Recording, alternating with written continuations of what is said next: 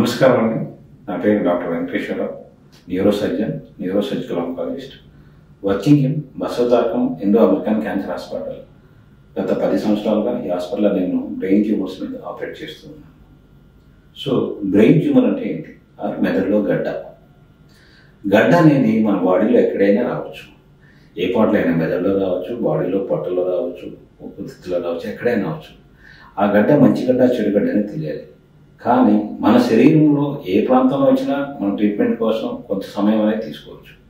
అలా కాకుండా బ్రెయిన్లో వస్తే, బ్రెయిన్ అనేది మానవుడి మెదడు అనేది హ్యూమన్ కంప్యూటర్. దానిలో ట్యూమర్ కానీ గడ్డ కానీ వస్తే చాలా తొందరగా ట్రీట్మెంట్ అనేది తీసుకోవాలి. సో ఆ గడ్డ అనేది బ్రెయిన్ ఏ పార్ట్లో వచ్చింది అనేది ఇంపార్టెంట్ మనకి.